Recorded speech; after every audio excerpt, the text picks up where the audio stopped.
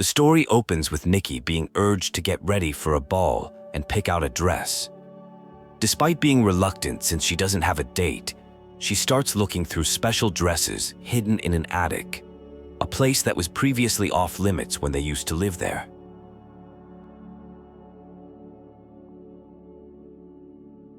A mysterious event occurs, and Nikki finds herself transported to a strange place while trying on an outfit. The dress appears to have special magical properties, referred to as threads of reunion. A mysterious voice calls out to Nikki, inviting her to their chamber. Nikki discovers she can use the magical blue floating outfit to leap over obstacles.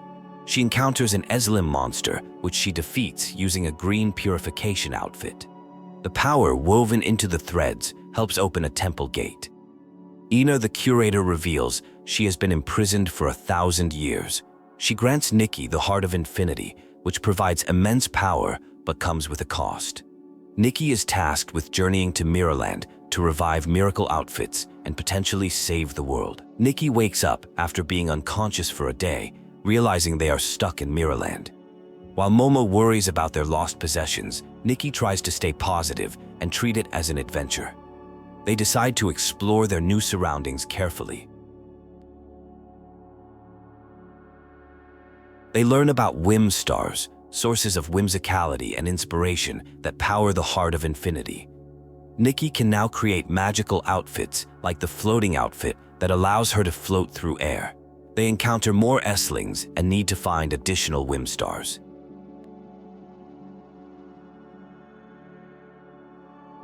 They meet Dada, head of the Flora Wish Stylists Guild, who explains that stylists use whim to craft clothes and purify Eslings. The region is experiencing mysterious coma incidents. Dada introduces them to Pear Pal, a whim tech assistant every stylist uses.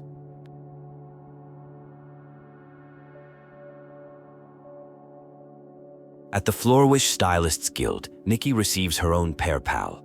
They learn about sprites, descendants of the Wishfield Lake god who collect and deliver wishes. The history of stylists is revealed. They gained their powers from the remains of gods who sacrificed themselves. The story shifts to the Great Wish Tree Square, where Nikki experiences an emotional connection to Wishfield's history. They meet Giovanni, who crafts wish flight paper, a type of whim tech used for carrying wishes, though not as powerful as the legendary original versions. The scene opens with someone canceling their wish flight paper order and leaving abruptly. This seems unusual since they have been a regular customer named Galio. The point is made that wishes need to be sincere to come true. Some customers are then given instructions to write wishes on paper at the Great Wish Tree, where the wishes turn into paper cranes. A character named Nikki is introduced and meets Jean, who warns about old strings holding wish bottles that need replacing. They discuss Miss Nanoy, who works as the dream warehouse keeper, collecting people's wishes. Jean mentions she has the power to read minds and helped him overcome his fear of sleeping alone by teaching him a special song. Nikki offers to help collect floof yarn from flukes to make new strings. After making a wish for guidance about miracle outfits, Nikki has an unusual experience where she thinks she hears singing, though Jean and Ruby deny making any sounds. This appears to be some kind of vision. Baby, who works at the Stylists Guild and is Dada's sister, meets Nikki and recognizes her as the famous stylist who defeated the Eslings. Baby takes photos of Nikki under the Great Wish Tree and gives her a special camera that transforms into Momo's head. They take photos together and agree to stay in touch. A paper crane crashes into the roof of a store, causing distress. Miss Nanoy appears distracted while trying to handle multiple tasks, including repairing the grand crane, fixing a music box, and mending clothes. Nikki offers to help with the clothing repairs, demonstrating her styling abilities. The reason for Nano's distraction is revealed. Her mother has fallen into an unexplained coma, similar to other recent incidents in the area. They decide to visit the Stylists Guild to consult with Dada about the situation, putting their other questions on hold to address this urgent matter.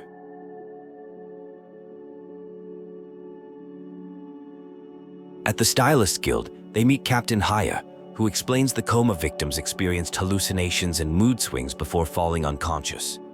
The investigation suggests Whim may be involved.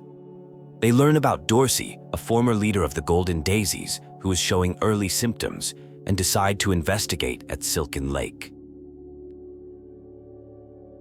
While heading to investigate unexplained coma cases, there is an encounter with Tokar, a Flora Wish Stylist Guild volunteer, who maintains and teaches about the Warp Spire.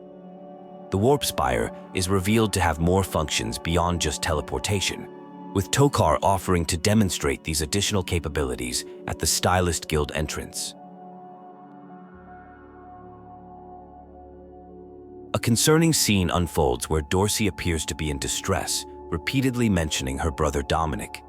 It is revealed that Dominic was one of approximately 10 stylists who mysteriously disappeared from Wishfield 15 years ago, with no explanation ever found. Dorsey also makes reference to something called the Wish Envoy.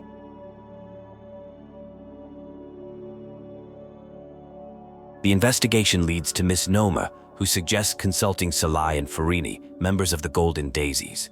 They might have information about the Wish Envoy.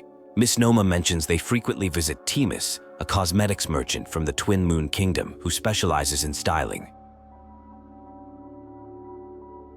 An encounter with Timus, a fairy merchant known for creating unique cosmetics, reveals information about Salai and Farini. They are preparing for a stylist contest against a notorious group known for stealing sketches. Timus provides a special hairstyle and directs the investigation to Wolfruit Grove. A confrontation occurs with the Ebony Scissors group, who are accused of stealing sketches. A styling battle ensues with high stakes. The losers must hand over multiple outfit sketches. The situation becomes tense as both sides exchange heated words about their abilities and integrity.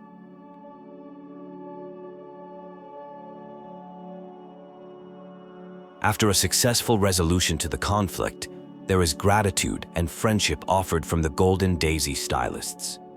The investigation then returns to Dorsey's situation, with discussion about her visits to a wishing spot near the Daisy Inn, where she supposedly met the Wish Envoy, who sold her a quick wish bottle.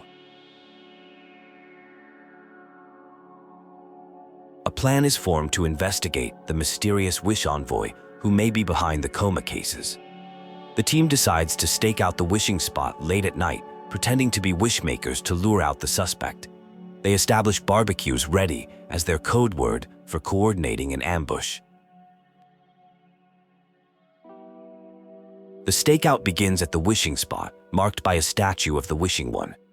Nikki initiates the plan by acting as a wishmaker, expressing a desire to locate the miracle outfit.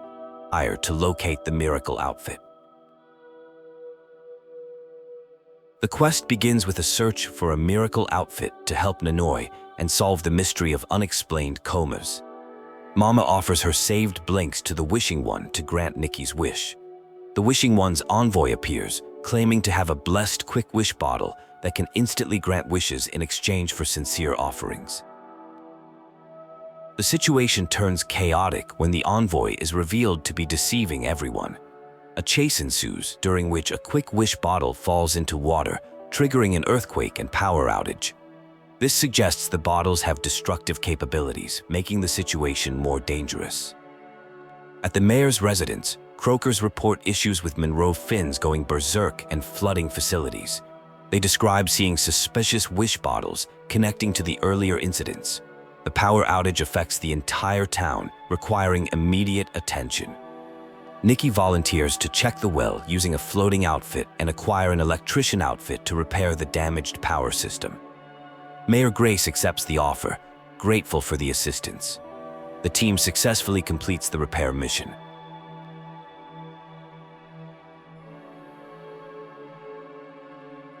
After fixing the power system, the team discusses their findings.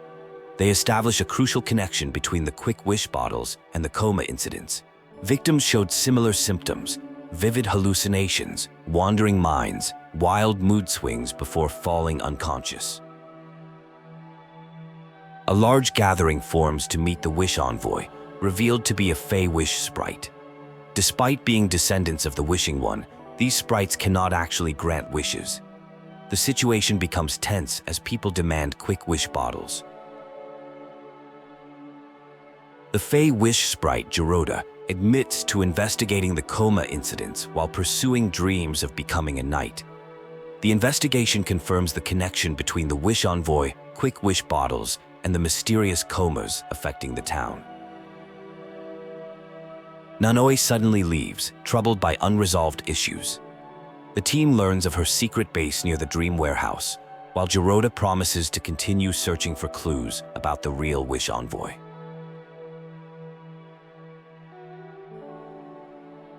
Someone blames themselves for another person falling unconscious after using a quick wish bottle. The dialogue reveals deep feelings of guilt and responsibility for going against their mother's wishes to investigate something important. A backstory unfolds about being adopted as a child. Growing up with a loving mother who taught crafts like sewing and origami, there were special moments at the Great Wish Tree. Despite this warm relationship, an underlying desire to understand their identity and origins created tension when the mother strongly opposed any investigation into the past. The investigation continued in secret, but was eventually discovered, leading to a huge argument. After storming out, they returned to find their mother unconscious on the floor, apparently having used a quick wish bottle in an attempt to stop the investigation. The guilt over this incident weighs heavily.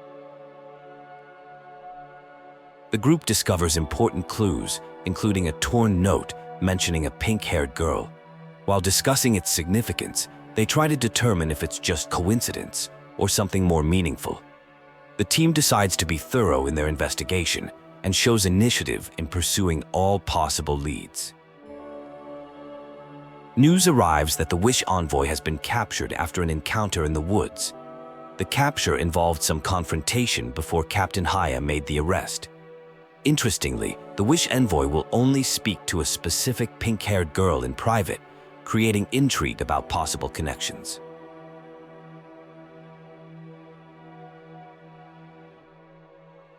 During the interrogation, the Wish Envoy speaks cryptically about coins, profits, and two sides of reality. They reveal that quick wish bottles can transport people to another side where wishes come true. The conversation hints at deeper mysteries about Wishfield and suggests ongoing turmoil since ancient times. The discussion turns to a supreme artifact that can grant any wish. The Wish Envoy claims a prophet has foreseen them possessing this powerful item. They hint at greater significance, but refuse to name the artifact directly, maintaining an air of mystery and importance around it.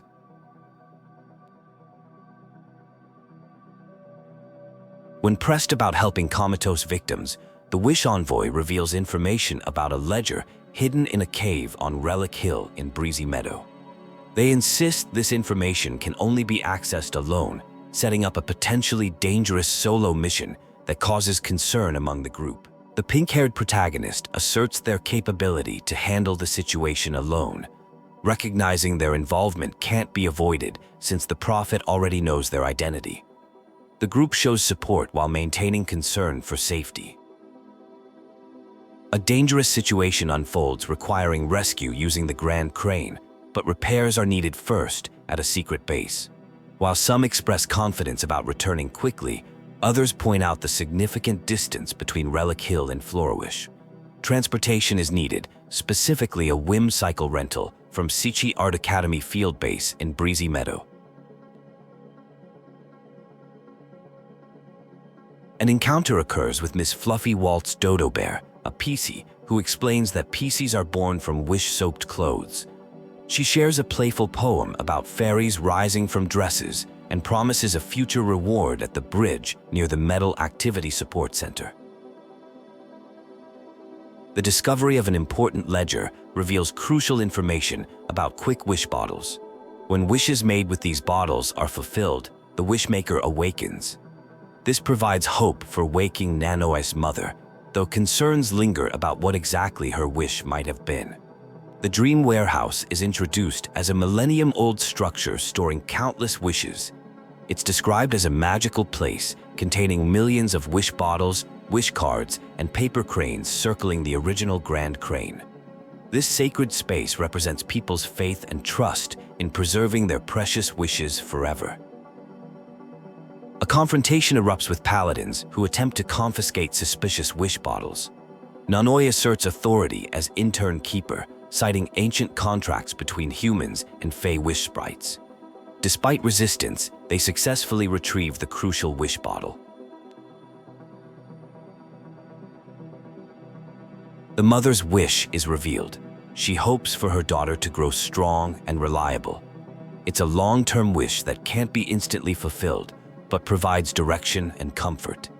The message includes a touching reminder that the daughter will always be loved. A significant connection is made through a music box from Nanoi's childhood, containing a meaningful song that links to Nikki's search for the miracle outfit. The melody serves as inspiration for Wishful Arosa, connected to a vision of a mysterious figure and the Wishing One's legendary supreme artifact. Investigation of the ledger reveals peculiar patterns, including missing expected entries and numerous names connected to the Flamecrest Festival in Stoneville. This discovery highlights cultural divisions, as Stoneville maintains distance from Fey Wish sprites and Flower Wish folk, with limited interaction between communities. A group decides to split up and meet later to share information about Stoneville. They plan to talk to Dodo Bear at the Bridget near the Meadow Activity Support Center, since she owes them a favor. They are warned not to trust the PCs, who supposedly bring bad luck.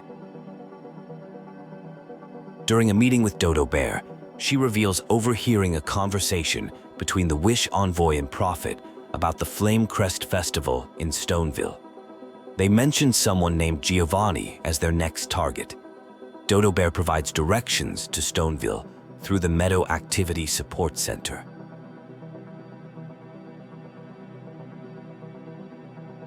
At Stoneville's entrance, Timus, a beauty product seller, is denied entry due to coming from the cursed land. The village is unwelcoming to Farir sprites. Pietro, an older village guard, recognizes Nikki as a traveling stylist who fought the Wish Envoy and shares concern about Giovanni being targeted. Louise, a young local stylist, offers to help Nikki find Giovanni by giving her a ride in her carriage. During the journey, Louise explains how Stoneville differs from Flora Wish, mentioning their purple flower fields, dye workshop, and belief in the Silver Gale rather than the Wishing One. At the Stoneville market, Louise shares local customs, including giving laven fringes as blessings. The market features unique village specialties like fruit drinks and dyed fabrics. They observe people burning wishes, which is a local custom believed to help achieve goals independently without Fey Wish sprites' interference. Giovanni learns he is being targeted by the Prophet and realizes it might be related to his Flamecrest Festival Contestant Recommendation spot. The festival is Stoneville's biggest celebration, featuring a huge bonfire atop the Flamecrest stone tree, where yearly wishes are burned in a ceremony led by the styling contest champion. Giovanni offers his contestant recommendation to Nikki, seeing her as a reliable choice to prevent potential chaos at the festival. He provides a paper crane voucher that will identify her to Mr. Spindle, the respected owner of the Stoneville Dye Workshop who oversees the festival. Meeting with Spindle at the dye workshop, Nikki presents her recommendation voucher. While Spindle acknowledges her tasteful styling, he explains that becoming an official contestant requires showcasing her best styling skills and gaining final approval beyond just having the voucher. The Flamecrest Festival is a major event in Stoneville, showcasing local styling talent. It starts with a styling contest that serves as a warm-up. The festival aims to prove Stoneville's talent to rival cities like Flora, who look down on them despite using Stoneville fabrics. Quality is extremely important, especially with their renowned Flora Gale cloth made from local Flora Gales that has won awards at prestigious exhibitions. Contestants must visit Tanyoyo, the quality supervisor at the dye workshop, who certifies participants for the festival. Despite his quirky personality, he is known for being reliable, fair, and highly skilled at assessing styling abilities. Tenyoyo uses a dummy to maintain quality control at the workshop. He encounters Louise, who appears distressed about issues with her festival clothes. Though Tenyoyo tries to avoid her, it's clear there are unresolved problems he can't help with.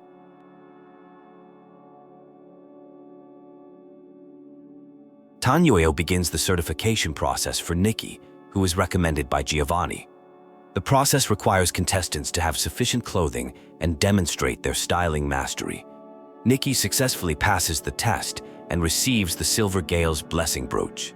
The festival cannot begin until Louise's father, the Wish Collector, returns.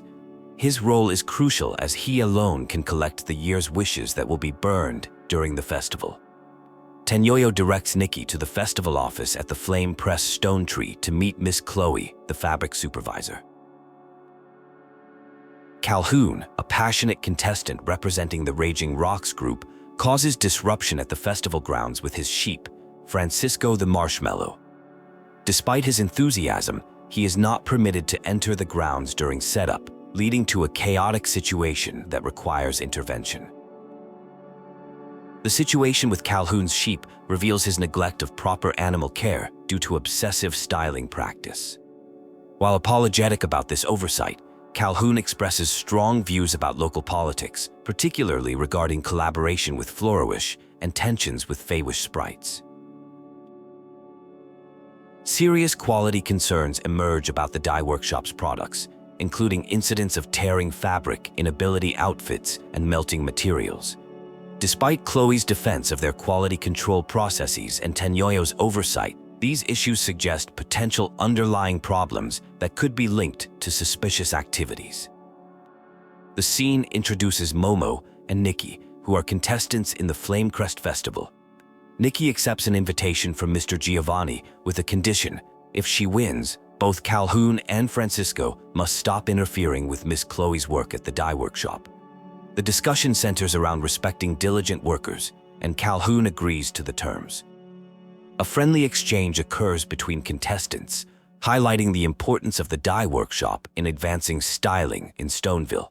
They discuss sampling clothes made with floral fleece and meeting the Raging Rocks. Calhoun promises to keep his word about leaving Miss Chloe alone.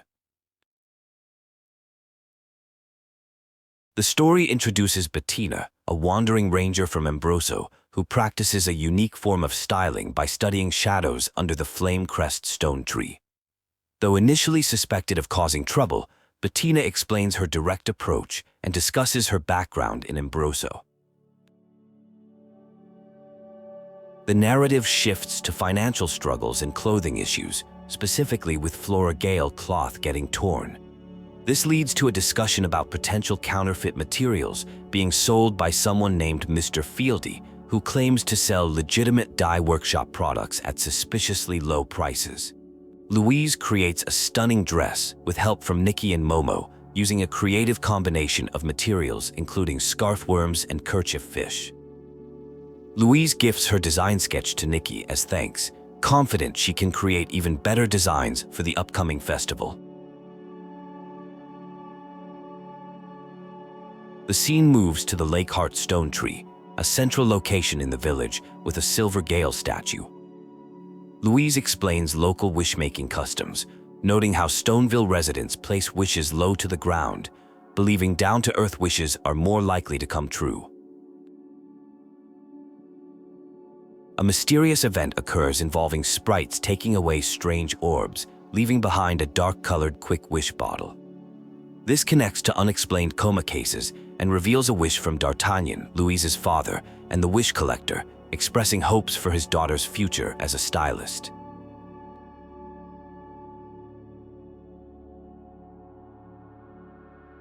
The situation becomes serious as they discover the Wish Collector might be in danger of falling into a coma due to using the quick wish bottle. The story reveals connections to a mysterious artifact and broader implications beyond just Flora Wish and Stoneville, leading to urgent concerns about D'Artagnan's safety. In the abandoned district, there are massive stone trees and deep chasms. This area is home to PCs who are descendants of the Silver Gale. The tradition involves burning wishes together with PCs to strengthen their bond, facilitated by a wish collector. The stone trees are so tall that only skilled stylists with special floral gliding outfits can navigate between them. After learning that D'Artagnan is in danger while collecting wishes, there is concern about his safety and ability to return. The situation connects to an ongoing investigation involving the Wish Collector, Wish Envoy, and Prophet. The Flame Crest Festival cannot begin without D'Artagnan's return.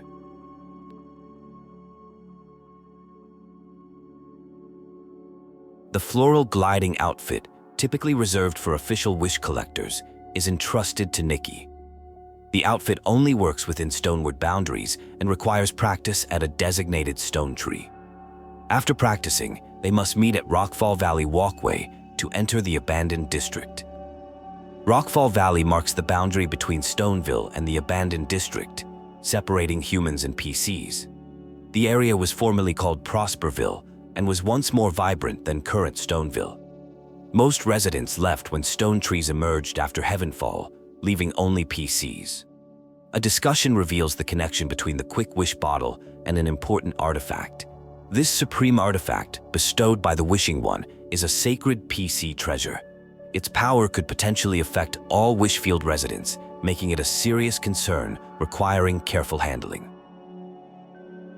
In the abandoned district, 8 enormous stone trees surrounded by clusters make navigation challenging. PCs typically use the choo-choo train or sky passes, but these are currently unavailable. The floral gliding outfit might help reach the Ripple Estate, where D'Artagnan was last seen. The Ripple Estate houses the famous Ripple wine cellar, known for producing Von the Ripple's wine. The cellar features large barrels, advanced pipes, clear ponds, and impressive lighting. Its history involves various characters, including a gloved, ambitious man, a gourmet in a suit, and a poor girl.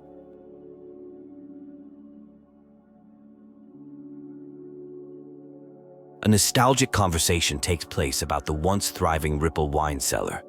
The former owner reminisces about its golden age, now content to simply observe it from afar. Recently, some suspicious visitors had entered and made a mess of the place. The owner requires visitors to pass a styling test before receiving the key to enter. After demonstrating impressive styling abilities that evoked memories of Von der Ripples, the conversation turns to concern about recent visitors who used sweet talk to gain access but hadn't yet emerged. The former owner admits to having dealt with barrel thieves in the past, but trusts the current visitors based on their genuine styling skills. Some shady characters are caught bragging about scamming people with knockoff fabrics, particularly targeting a kid named Louise. They call themselves the Rogues Reincarnated and plan to make counterfeit items for the upcoming Flamecrest Festival, expecting to make huge profits from their fake merchandise. A confrontation occurs when the scammers are discovered. Their fake fabric scam is revealed to be not just unethical, but potentially lethal, as it could have caused fatal accidents if used in floral gliding outfits. Despite attempts to bribe their way out with 100,000 blings, they face a demand for 10 million blings instead. The scammers manage to escape, but not before revealing that D'Artagnan is at the Market of Mirth. The heroes decide to return to Golden Fields to ask Raggy for directions to the market. This lead provides a new direction for their search. A tense situation unfolds involving multiple characters, including Momo, Nikki, and Giovanni. Despite initial suspicions and accusations of spying, Nikki vouches for everyone's character, helping to defuse the conflict. Giovanni offers to investigate the stone tree clusters for traces of the Wish Collector and Prophet. The group discovers that sky passes between stone tree clusters have collapsed. These essential travel routes require maintenance from gliding station managers and special materials like gale grass and puff rings. A skilled stylist with purification abilities is needed to fix the situation.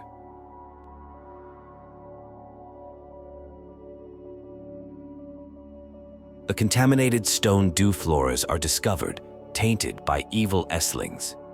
Through the use of a purification outfit, the stone heart is restored to full vitality, which should allow for the restoration of sky passes once gliding station managers activate them. The successful purification brings hope for renewed connections between areas. A conversation takes place about exploring the world versus staying in the golden fields. While one prefers the safety and comfort of farming, there is admiration expressed for those who travel and serve in the volunteer corps. The discussion includes mentions of an upcoming induction ceremony that others are invited to attend. The group decides to prioritize finding the wish collector and heads to the gliding station at Mirth Stone Tree Cluster. Upon arrival, they meet Taula, the station manager, who expresses gratitude for restoring their stone heart. Taula shares how she obtained her competitive job position and takes pride in her work ethic. The narrative becomes fragmented, with repeated observations about encountering humans and cats. The sky pass has collapsed, preventing travel, and there are suspicions this was done deliberately to impede progress.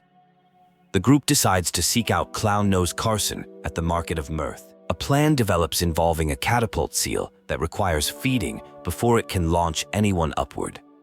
The process involves winning a prize from the Shoot to Scarecrow game to cheer up the seal's feeder, who will then provide Wimpfin jerky to energize the seal. Carson shares a story about a girl with a dollhouse that was burned down by a fire-haired stylist. The tale involves divine intervention through a construction toy that could grant wishes. The audience finds the story less engaging than previous ones about stylists wearing shorts inside out. The conversation shifts to searching for the wish collector, who has mysteriously disappeared. There is concern about the collector's unusual behavior of avoiding people, suggesting possible delirium. The group decides to restore the stone heart to access other areas in their search. A volunteer corps member enforces Article 8 regulations, blocking access due to a suspected flightless Fawish sprite in the area. This creates tension, especially with aspiring corps members who question the approach to maintaining order. The group shifts focus to locating the injured Fawish sprite and decides to consult Granny Oversleeves, one of the oldest PCs in Stonewoods, who might have valuable information due to her experience with Fawish sprites. Granny Oversleeves shares historical context about the area formerly known as Prosperville, describing how connected lands were disrupted by wild stone tree growth. The origin of PCs is revealed as abandoned clothing transformed by strong wishes during a hasty evacuation, though specific wish details remain unclear due to fading memories. A discussion about oversleeves reveals their durability and sentimental value. Despite being sturdy, they eventually show signs of wear. The oversleeves can last several lifetimes and become cherished heirlooms. The conversation shifts to concerns about aging and decay, particularly focusing on how damage can occur in unseen places. There are hints about a Fawish sprite hiding in the Market of Mirth. Granny Oversleeves mentions having experience with these creatures and notes unusual behavior from Beanie, suggesting the sprite might be in that area. Beanie is described as a reclusive PC who stays at the Wishing Spot platform. Beanie appears frightened and has difficulty communicating. It's revealed that Beanie gets anxious around humans and has trouble breathing when nervous. Music is mentioned as something that helps calm Beanie down. The group decides to seek help from Granny Oversleeves to better understand the situation.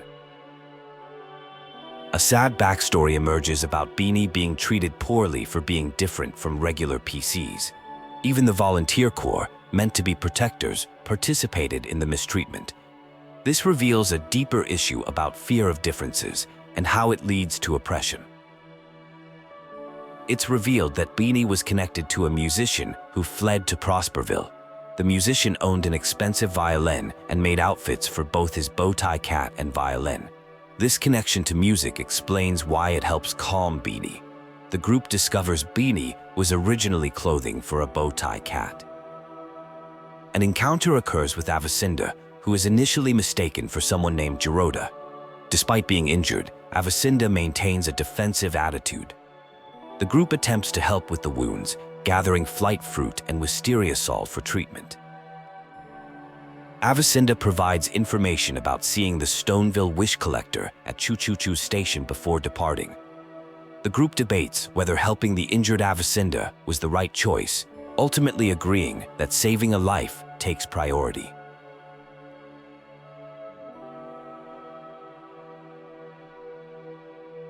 It's revealed that Avicenda is actually the captain of the Paladins and one of the most powerful Feywish sprites, capable of wielding both their own power and whim. The group learns about the significant threat they unknowingly faced. The scene shifts to a bustling area where someone has purchased a family package for rides. However, the excitement is dampened by news that the train conductor is unconscious and services have been suspended. The final moments involve tension around class distinctions, with some showing prejudice against Raggy. The conversation concludes with questions about the Wish Collector from Stoneville and mentions of the floral gliding outfit as their symbol. A heated argument breaks out between characters about finding the train conductor and Flora. There are clear romantic tensions, as one character claims Flora is destined for someone noble, while another insists Flora should make her own choices. The group learns Flora is at the rescue station taking care of the conductor. At the rescue station, they discover the conductor has fallen into a coma after using a quick wish bottle. This incident appears connected to other similar cases, but with a key difference. This time the victim is a PC, non-human rather than human. The conductor had been making wishes to improve the train before the incident. The group deduces that this attack couldn't have been done by the Wish Envoy, since they lack the ability to fly or access PC lands. Only someone with a special gliding outfit could reach these areas. Before falling unconscious, the conductor had argued with a human whose identity remains unknown. Flora reveals she was attacked while protecting one of Daipi's kids. The wounds she received matched those of the Paladin captain, suggesting the same attacker. The injuries require special Floragale cloth for treatment, which must be obtained from Miss Wrench. Miss Wrench explains about stone doob Flores and their protection from Esslings. She shares details about a complex locking system requiring a Silvergale whistle and a specific poem to open certain doors. The Volunteer Corps plays an important role in protecting these resources. Flora receives temporary treatment, but more Floragale cloth is needed for proper healing. The discussion reveals that PCs have long lifespans but require special materials for repairs. Currently, there's a shortage of Floragale cloth in Stonewoods. The conductor's log reveals crucial information about encountering someone after 15 years. This person showed interest in train renovations and had a wish bottle. The log mentions 2 wish collectors and references the stone crown. The conductor appeared to be investigating something before falling into a coma. The group learns about a supreme artifact that the Volunteer Corps protects. It's described as Stonewood's biggest secret and contains golden powder. They discover that D'Artagnan, identified as the real wish collector, has gone to the Stone Crown, the highest point in the region. Reaching the Stone Crown requires dealing with the Catapult Seal King, which needs special fish jerky. Access is limited to the Volunteer Corps and the leader of the Forgotten PCs. The location serves as the Volunteer Corps base and is considered a safe zone once reached.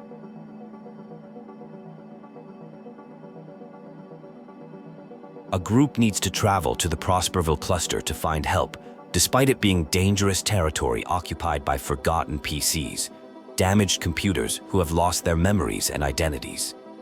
The journey is risky due to obstacles like giant waterspouts, but it's necessary since they can't contact the Volunteer Corps. One of the characters reveals they are also a forgotten PC. Their leader, though fierce and feared even by the Volunteer Corps, is kind to the forgotten PCs and will likely help them. The group decides to head to the gliding station to find this leader. Upon arrival, They learn the leader is away trying to solve a Flora cloth shortage crisis. Many PCs have tears and holes but can't get repairs done. The situation is complicated by Stoneville's limited production and strict distribution rules through the volunteer corps.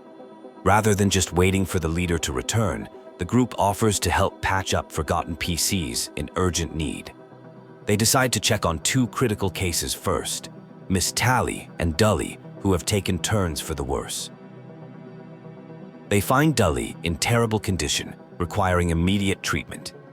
Despite lacking proper materials like Flora cloth and cispollen, they manage to provide temporary repairs and lighting to help stabilize her condition.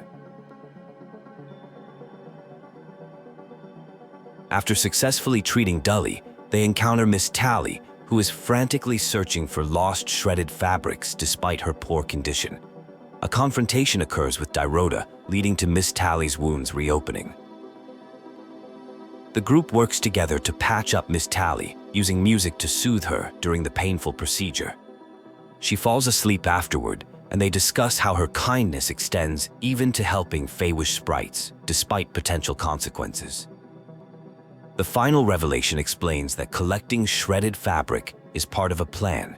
Their leader believes a Wish collector's ability outfit can transform collected fabric scraps into premium Flora cloth. This could help solve their repair crisis and enable some to join the volunteer corps. The leader notices Esslings have appeared during their absence. They meet Nikki, Momo, and Dada, an unusual trio of a human, Wish sprite, and cat. The group requests help reaching Stonecrown to feed the catapult Seal King, but the leader refuses due to dangerous conditions. The leader reveals that Stonecrown has fallen to a corrupted monster. The volunteer corps base was attacked, and Esslings are spreading throughout the abandoned district. The situation is described as extremely dangerous, with certain death awaiting anyone who ventures there. A shocking truth is revealed. The premium Flora cloth and ability outfit were fabrications. These were lies told to give someone hope when they were rejected from the volunteer corps. This revelation deeply affects Raggy, who had been collecting shredded fabric believing in this false hope. The story shifts to the stone steels, where memories and wishes are carved. Raggy reveals his deep desire to become a guardian, connected to his forgotten past and the volunteer corps. The group discusses different perspectives on what it means to be a guardian.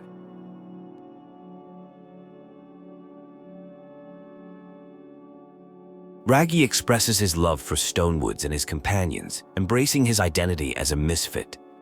The group decides to head to Stonecrown together, driven by determination rather than a specific plan. They aim to bring back Louise's father and resolve the Coma case. The leader challenges Nikki to prove her styling skills before helping them reach Stonecrown. Nikki reveals her connection to the Stylists Guild and her role in investigating the Coma case. A styling challenge with the theme Braveheart is proposed.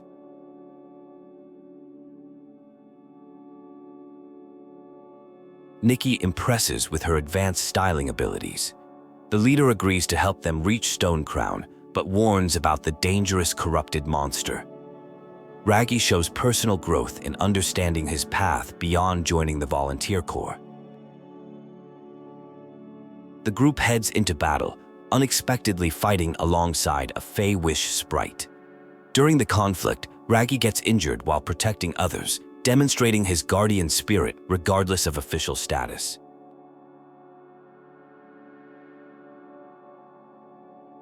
A tragic incident occurred where Raggy was severely injured while trying to protect others. The group was fighting for the volunteer corps and regional safety when this happened.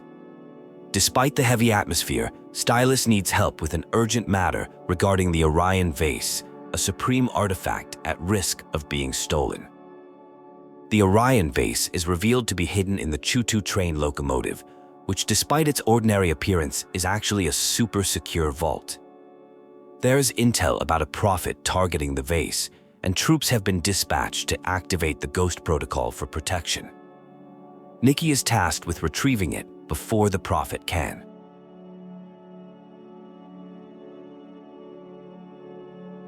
At the train station, they learn that Fanny Packy, the driver, went to activate the ghost protocol, but something went wrong.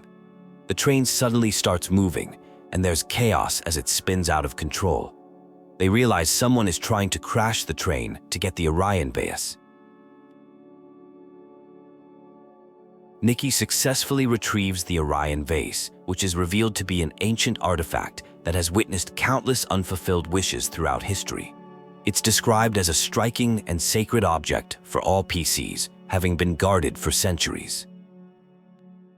Upon returning with the vase, they encounter Raggy, who's mysteriously recovered. However, things take a dark turn when an intruder alert sounds. A confrontation reveals Giovanni, who turns out to be connected to the strange paper cranes and wish flake incidents. Giovanni is exposed as being behind the coma cases, using something called the quick wish bottle and a desperation orb. They manipulate people's wishes and create illusions that lead to despair. Giovanni criticizes the Fey wish spirits and their dedication to wishes. The prophet, Giovanni, makes a final prophecy, inviting them to the wishing woods where all will be revealed. It's discovered that Giovanni was a former wish collector who disappeared 15 years ago with other stylists. This revelation causes tension and suspicion toward Fey wish sprites. The group splits up. Raggy stays behind to help manage the situation, while others head back to Stoneville. It's an emotional farewell, but they promise to return once everything is resolved. The situation remains tense, with many unanswered questions. Back in Stoneville, the PCs escort D'Artagnan, who remains in a coma under Louise's care. Mr. Spindle expresses deep gratitude to Nikki and Lomo for their help in resolving the situation, though many mysteries still remain unsolved. The current situation appears stable, but there's ongoing concern about the sleeping wish collector, which threatens the Flame Crest Festival. An important revelation emerges that Giovanni is identified as the prophet who took the Orion vase. His complex plan involved leaking clues about the festival and manipulating events, including injuring a train conductor. The success of Giovanni's elaborate scheme heavily depends on his prophetic abilities. However, his surprised reaction upon obtaining the Orion vase suggests not everything went according to plan. 15 years ago, Giovanni was a beloved 15-year-old wish collector from a family of stylists who showed no signs of having prophetic abilities. The disappearance of multiple stylists 15 years ago, including a highly respected sovereign, remains an unresolved tragedy that deeply affected many families. Giovanni's grandfather passed away shortly after his disappearance. The investigation team decides to seek more information from the Stylists Guild before heading to the Witching Woods. New evidence suggests Missy Green's quick wish bottle was deliberately swapped. A discarded regular wish bottle and a piece of Feywish Sprite clothing were found near the Dream Warehouse. This discovery is particularly troubling since Feywish Sprites, as descendants of the Wishing One, would not typically use quick wish bottles. The investigation faces a challenge as the Wish Pass office isn't issuing permits due to the Wishmaster's ban. Curator, stepping up to help, offers to secure a pass permit. In their capacity as head of the Flora Wish Stylist Guild, they officially appoint Nikki as the Stylist Guild's investigator. Curator successfully convinces Supervisor Lupo to temporarily lift the ban on pass permits by emphasizing the urgency of the coma incident's investigation. However, getting the permit still requires passing an interview process to ensure the safety of the Wishing Woods. Peter, the guide from the Wish Pass office, explains the strict nature of their permit process. The office has historically rejected over 97,839 humans and 34,251 non-humans, with rejection rates increasing under Lord Chigda's leadership as Wishmaster. Only trusted individuals recognized by Feywish Sprites are granted entry. The interview process begins with interviewer Barabo, who validates the identities of Nikki as a stylist and Momo as her friend.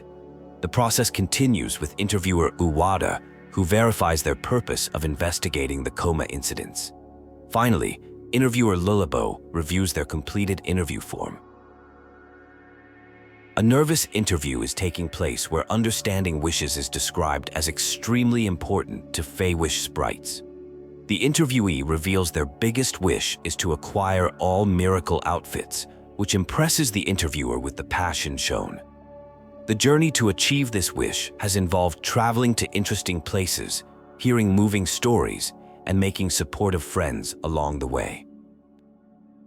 Momo shares that their true wish is to be with Nikki forever, which touches the interviewer.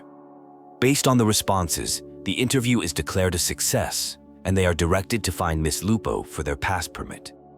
A tiny exit hole is discovered at the Wish Pass office.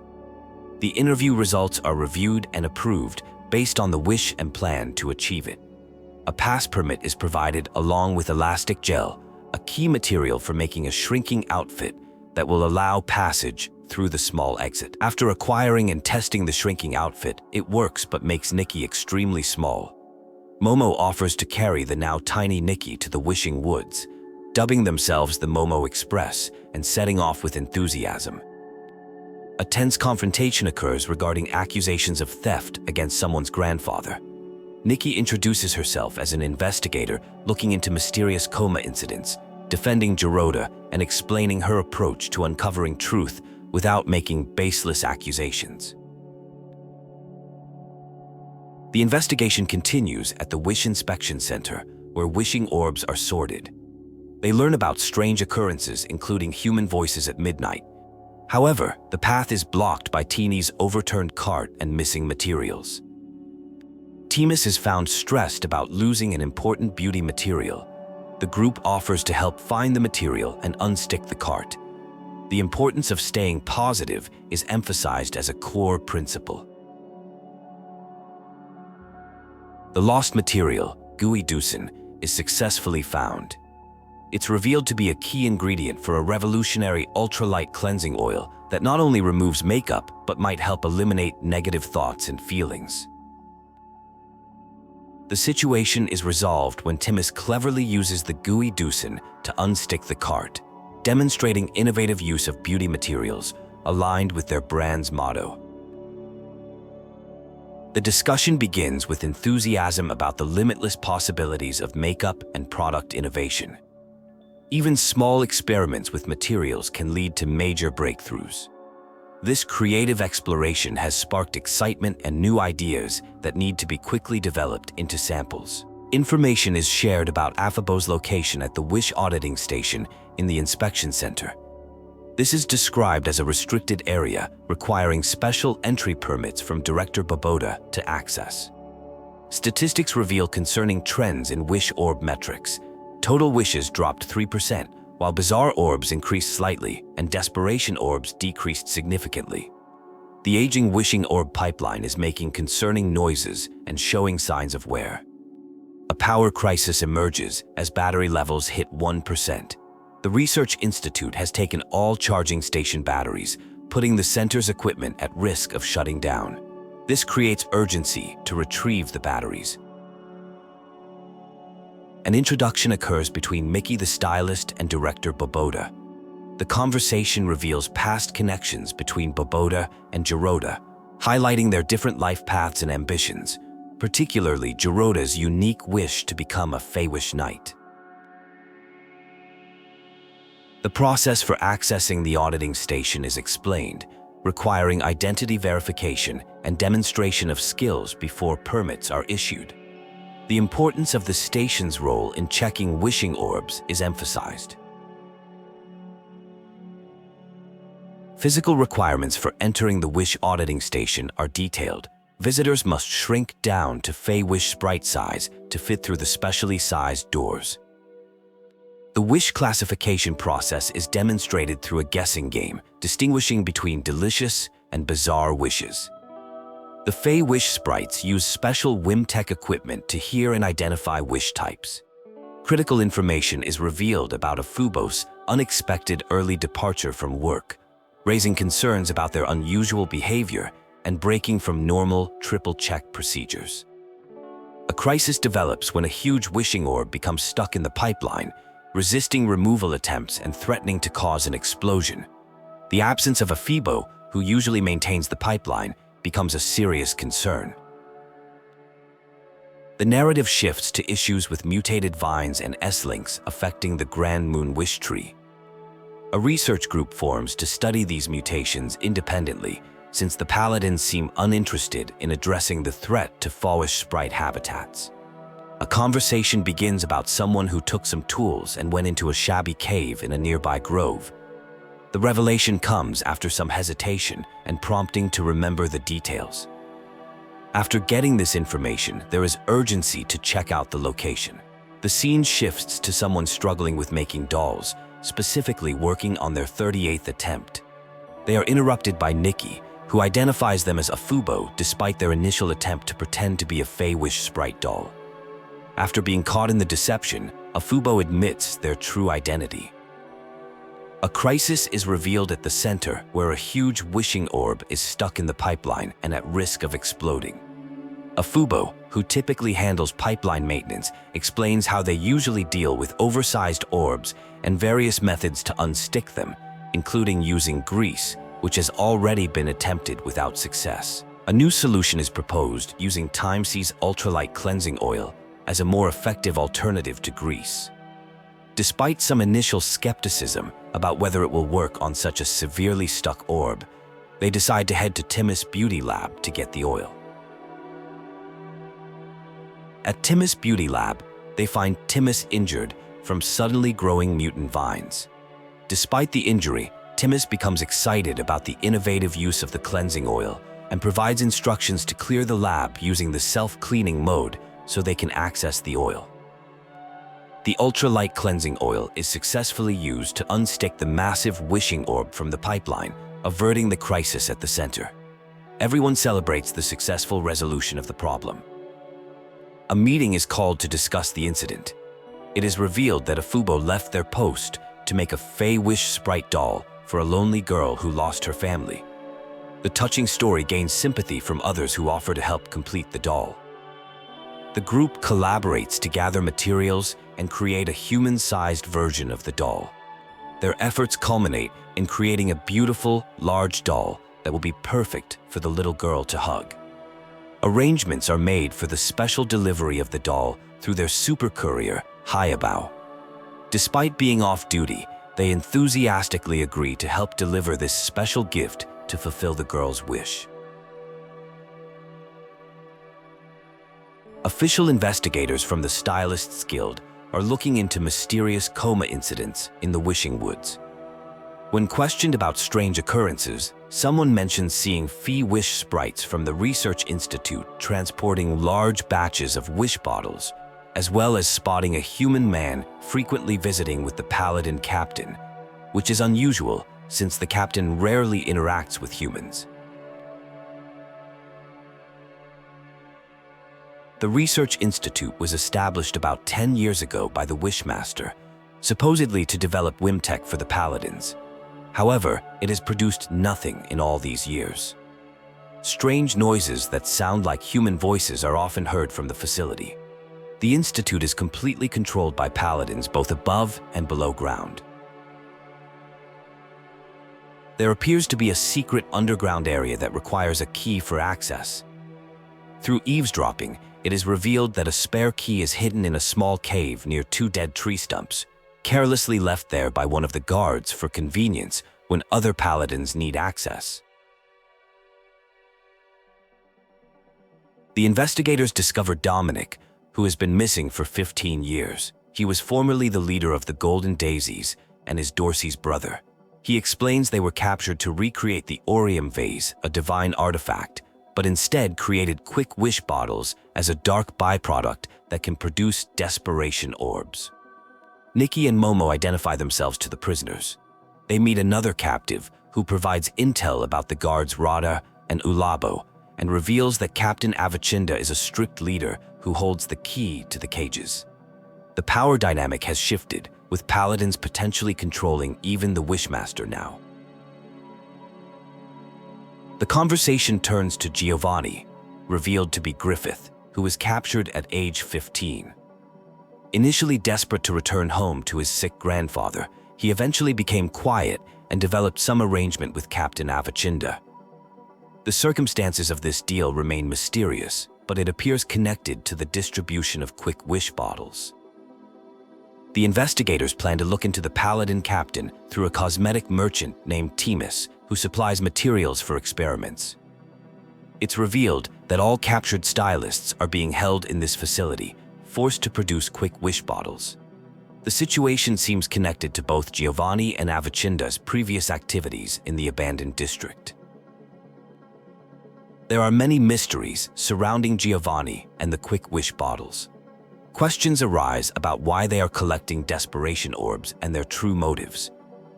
The story involves an Orion vase that allegedly disappeared, with accusations made against someone's grandfather of stealing it, though he had no apparent motive. The investigation reveals the Fae sprites were constantly bothering the PCs because they were searching for the Orium vase.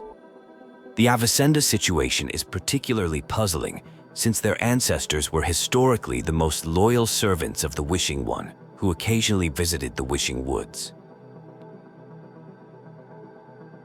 The discussion moves to the beauty lab to speak with Timus about the Paladin's large material purchases. Captain Alcinda placed a big order supposedly for the Fae Wish Sprites coming-of-age ceremony, which is unusually suspicious since Paladins don't typically get involved in these rituals. Rumors suggest Lavicinda might become the next Wishmaster.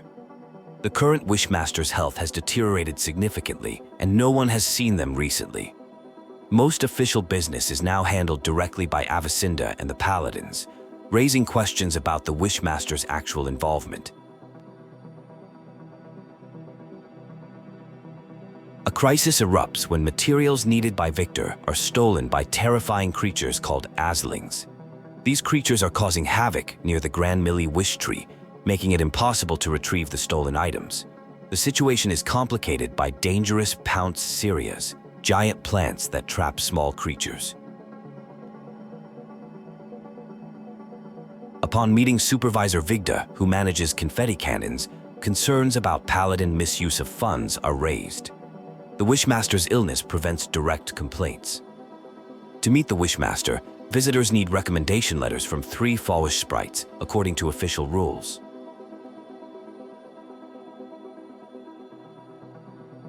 A unique transportation method using confetti cannons is explained for accessing higher levels of the Grand Milowish tree. The process requires being in shrinking form and careful aim. While effective, the launch process can cause dizziness, but is confirmed to be safe.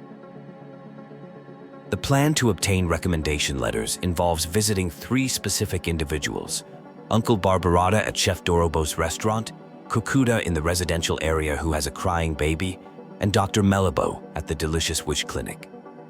The story reveals past discrimination against Giroda, who was ostracized by the Fawish sprite community due to his grandfather's situation. He found refuge in a tree hollow, seeking escape from bullying and judgment. Later, he proved his worth by saving Kukuda and their baby from an Essling attack, demonstrating his true character.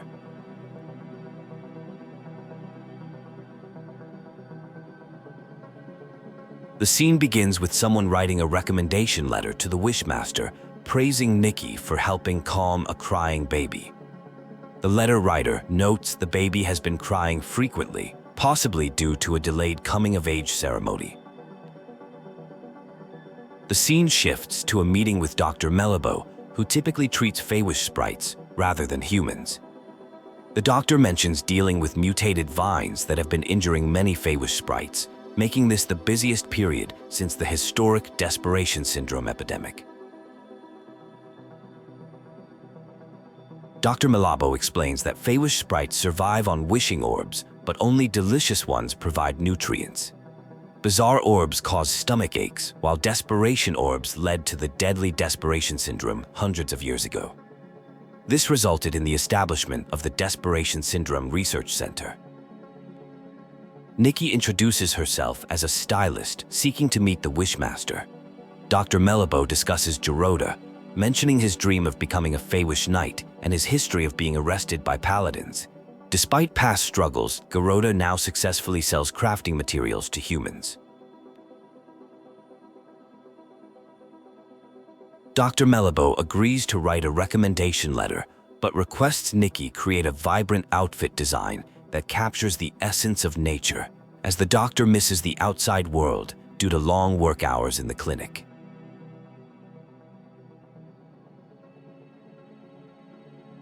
The group decides to search for Giroda at Chef Dorobo's family restaurant.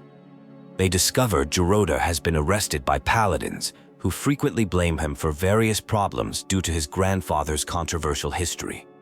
Barada, a history enthusiast, reveals information about Giroda's family history, including his grandfather Curator, who fought alongside the Sacred Knight to protect the Wishing Woods. The story involves complex family relationships and accusations about a stolen Orium vase. The scene moves to the Temple of Wishes, where Nikki presents 3 recommendation letters from Feywish sprites. Though granted entry, they must wait as the Wishmaster is meeting with the Wishcraft Lab's chief researcher. The chief researcher reports worsening vine mutations and their potential connection to the non-blooming Erosa, drawing parallels to similar events during the Age of Divinity. The situation creates tension between the researchers and paladins regarding who should handle the investigation. The scene concludes with Nikki introducing herself as a stylist and skilled investigator looking into mysterious comas, revealing that her assistant Giroda has been taken by the paladins. The Feywish sprites deny any connection to the coma incidents. During a heated exchange at the Temple of Wishes, concerns were raised about Giroda and suspicious paladin activities. The Wishmaster showed unusual defensiveness and ordered everyone removed, refusing to answer questions about stolen lab materials. This behavior sparked concern among those present. Discussion revealed the Wishmaster had changed dramatically after recovering from desperation syndrome. Previously hands-on with even minor details, he now delegated everything to paladins and rarely appeared in public.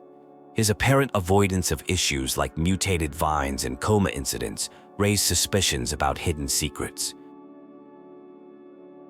A crisis erupted when mutated vines attacked the Wishball field, injuring many Feywish sprites. Dr. Malabo reported the injuries were more severe than previous incidents, with 2 victims in comas. The situation demanded urgent medical attention. The team sought treatment options and decided to try Timmy's Twin Moon Cure-All Potion. They located Timmy in the residential area, who was initially focused on makeup experiments, but quickly provided the needed medicine when hearing about the emergency. The Cure-All Potion proved effective, relieving pain immediately.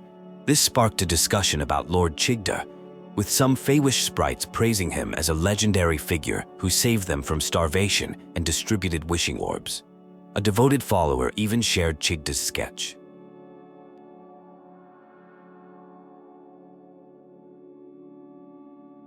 Meeting Pokobo, the former temple librarian, revealed more concerning changes. She was fired for lending ancient books to Nunabo, highlighting the Wishmaster's restrictive policies. The archive, traditionally meant to help understand people's wishes, was now largely sealed off under Chigda's orders. The conversation with Pokobo uncovered deeper issues, including the sealing of records about Chigda's rise to power. Her personal connection to Giroda emerged, revealing how he had inspired her to overcome her fears and pursue her career, despite facing mockery from others.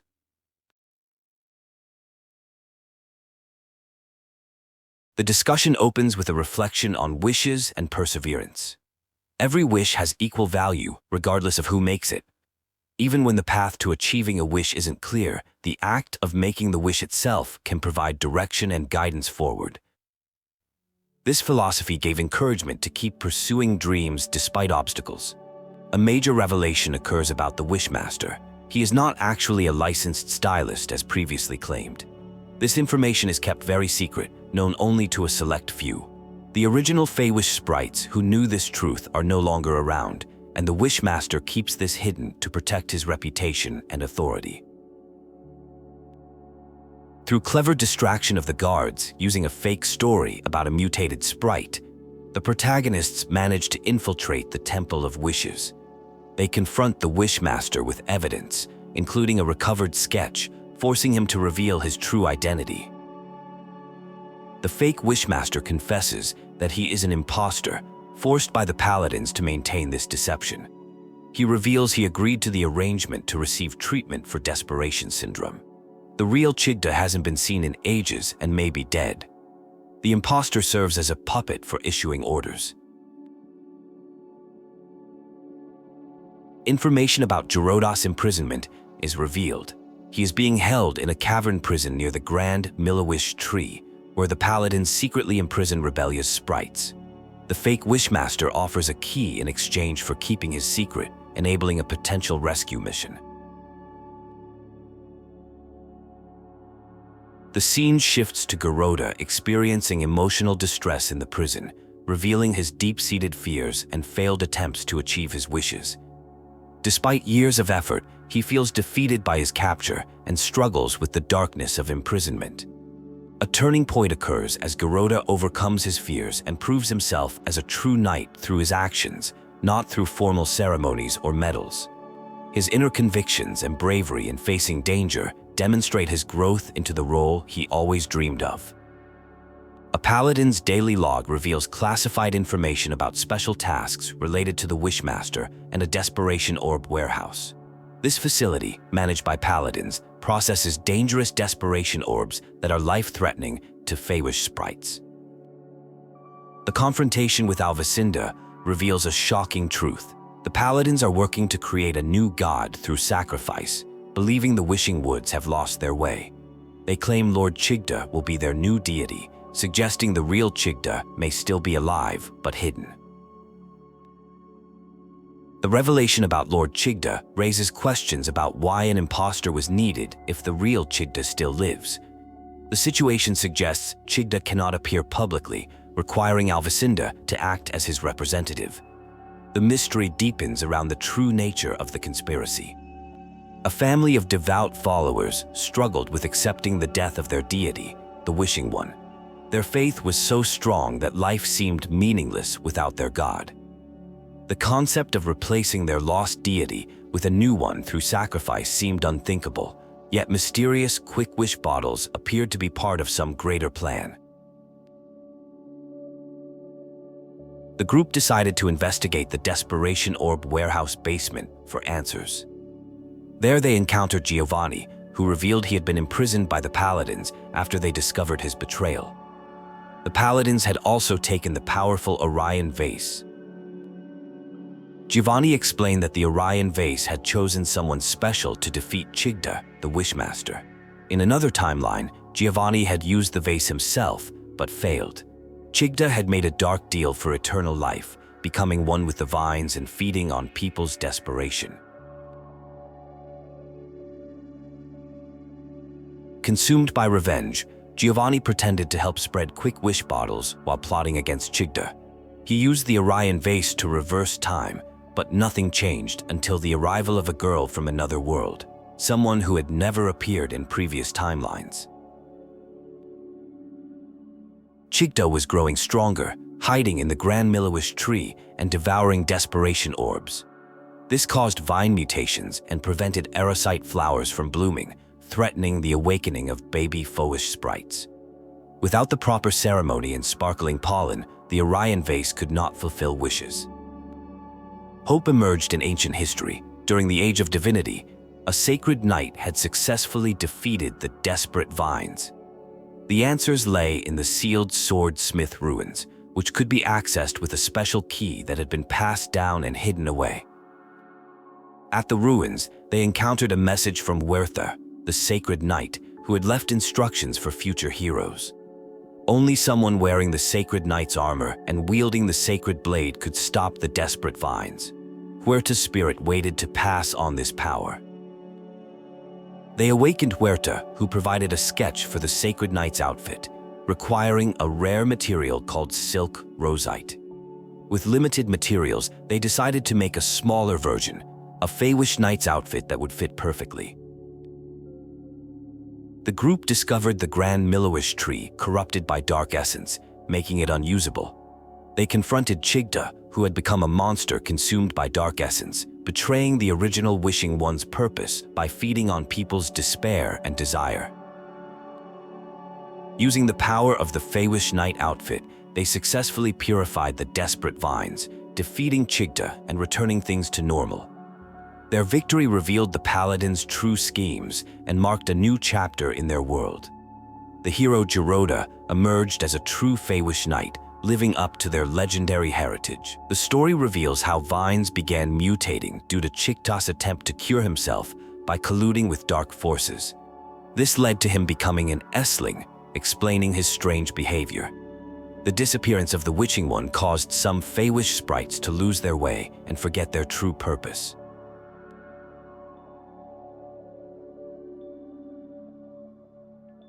Despite feeling lost, the Wish sprites remember their core purpose is to listen to wishes. These wishes have sparked the creation of forests, towns, stories, and inventions. The Wishing One created them to collect and listen to wishes, and their spirit lives on in every moment of wish listening. Good news arrives as the Eurasia begins blooming, allowing the coming-of-age ceremony to take place. This event requires preparation of medicines, since young sprites often crash while learning to fly. The news needs to be shared with all Wish sprites. With no current Wishmaster, the sprites discuss leadership for the ceremony. They unanimously nominate Giroda, who meets the sole criterion of being a true Wish Guardian. Giroda accepts the position of new Wishmaster. As the new Wishmaster, Giroda invites Nikki and Momo to attend the Wish Frights coming-of-age ceremony, the first time humans would attend such an event. As gratitude, they will receive a blooming Eurosa outfit. The scene shifts to new parents struggling to name their baby before the ceremony. They seek help from Nikki, now known as the Shining Girl, for defeating Chigda and saving the Wish sprites. Nikki suggests the name Golubo, which delights the parents. Discussion turns to gift-giving customs for the ceremony. Wish sprite parents prepare special gifts for their babies at the Wish Celebration Center. Some parents bring practical gifts like exercise equipment for strength, while others prepare joke books for happiness. Dodo Bo, the Wish Celebration Center supervisor, advises that as the first human guest, Nikki's gift is already special. They suggest that giving a beautiful wish would be the most precious gift a human could offer to the Wish sprites. The ceremony must take place at dusk, as this was when the Wishing One created the Wish sprites. The location is set in Erosa Valley, where the Wishing One once sealed part of their power, creating the Erosa. The story culminates with the creation of the Miracle outfit, inspired by the Wishing One, the Erosa, and the Orium base. The outfit symbolizes not just reviving past miracles, but creating new ones through feeling, imagination, and fresh inspiration. The current situation involves some characters being in a state of despair, including Nunoy's mother and Dorsey. A special Erosa outfit has been created that should help wake them up and dispel their despair. The Wish sprites share some responsibility for the situation, so Nikki, who serves as the Wishmaster, needs to get involved. Upon returning to the floor, Weist's Stylist Guild, good news arrives that Missy Grain, Dorsey, and the Wish Collector from Stoneville have all woken up. Meanwhile, Giovanni is being held at the guard's office for questioning by Captain Haya. This development revealed some shocking information about the Wishmaster making deals with dark forces and being responsible for missing stylists.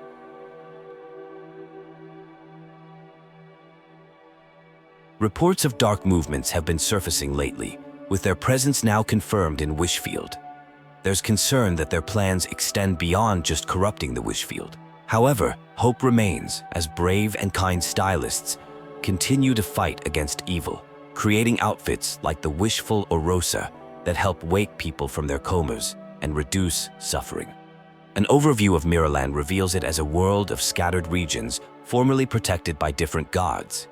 Each region developed its own unique culture, customs, and fashion styles.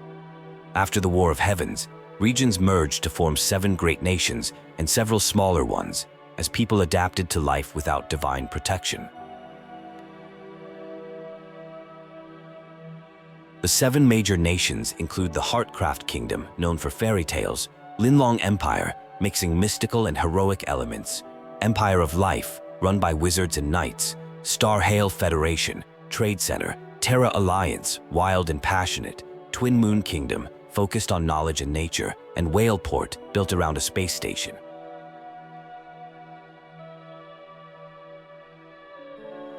Wishfield, now part of the Heartcraft Kingdom, faces challenges due to rising tensions with the Empire of Light.